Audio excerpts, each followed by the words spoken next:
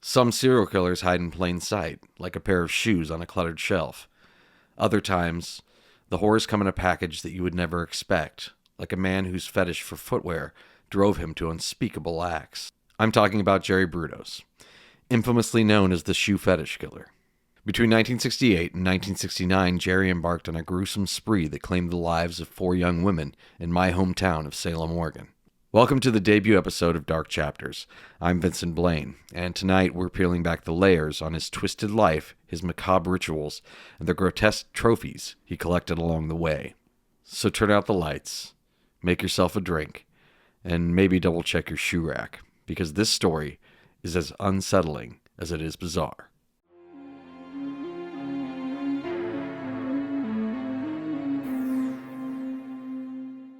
Every horror story has its roots, and for Jerry, those roots were steeped in neglect and cruelty.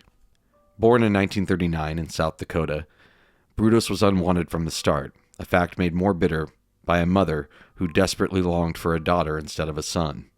The first inkling of his disturbed future came at the tender age of 5, when Jerry discovered a pair of discarded high-heeled shoes. While most kids in the 1960s were busy collecting stickers or trading baseball cards, little Jerry became fascinated with the elegance and the curves of these shoes. When his mother caught him trying on the shoes, her fury was as immediate as it was harsh. She destroyed the shoes, leaving the boy with a fixation that would only grow darker in the passing years. As he grew older, what started as an innocent curiosity turned into a dangerous obsession.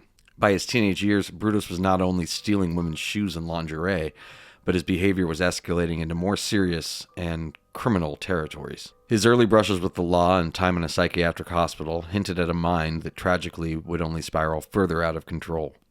Before the murders became headline news, Brudos was already testing the limits of his disturbing urges.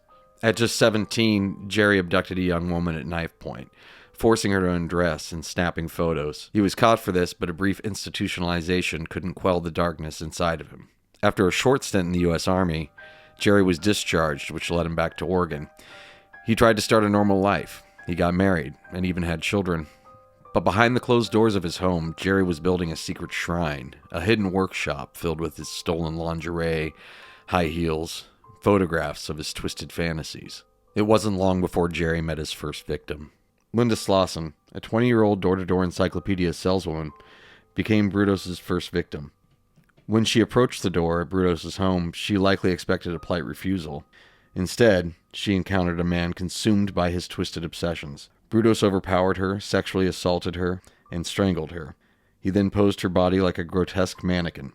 He then took photographs of her lifeless form, which unfortunately would be the start of a collection. Not long after Linda was Jan Whitney, aged 18, and Whitney met a similarly tragic fate. A college student who had encountered car trouble accepted Brudos' seemingly helpful offer, but instead of roadside assistance, she found herself lured into his trap. Once inside his vehicle, Brudos strangled her. He later took Jan's body to his gallery, spending days photographing and even mutilating her remains. In Brudos' deranged view, every act was a form of preserving art, a gallery of human trophies.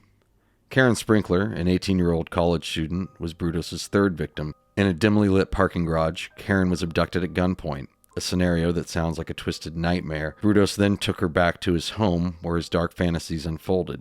He sexually assaulted and strangled her, all while snapping disturbing photographs that would later become part of his morbid portfolio. Finally, there was Linda Donsaley, age 20. While often confused with Linda Slauson due to the similarity in names and occupations, Linda Donsaley is in fact Brudos' fourth victim.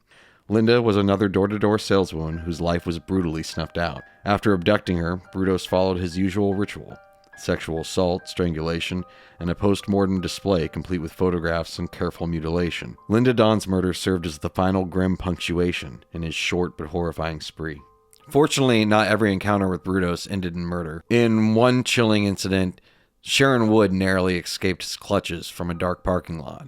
Her testimony would actually later help police piece together his spree. Gloria Jean Smith was also brutally attacked, but narrowly survived. Her scars, both physical and emotional, serve as stark reminders of the terror she experienced at the hands of Brudos. Inevitably, the grim trail left by Brudos began to close in on him. Multiple eyewitness accounts described a stocky man lurking in parking garages. and an anonymous tip led them straight to his home. And there, investigators would find a macabre showroom of stolen lingerie, shoes, and disturbing photographs. Brudos would preserve body parts. He even turned a severed breast into a paperweight. Severed feet displayed his high-heeled shoes. Confronted with the overwhelming evidence, Brudos did confess to his crimes. And he did so with a nonchalant attitude about everything, almost as if discussing a shopping errand. At his trial, his cold, unrepentant demeanor did nothing to win over the jury. He was convicted on 3 of the 4 murders that he had confessed to. Even behind bars, his obsession never waned. There were reports that he was asking for shoe catalogs to be delivered to his cell. Jerry Brudos wasn't just a murderer. He was a walking red flag. A man whose early abuse and warped fascinations culminated in acts of unspeakable horror. Thanks for joining me here today. And if you enjoyed this video, please leave a like, subscribe, and hit the bell for notifications. Once again, I'm Vincent Blaine, and this has been Dark Chapters. Stay safe.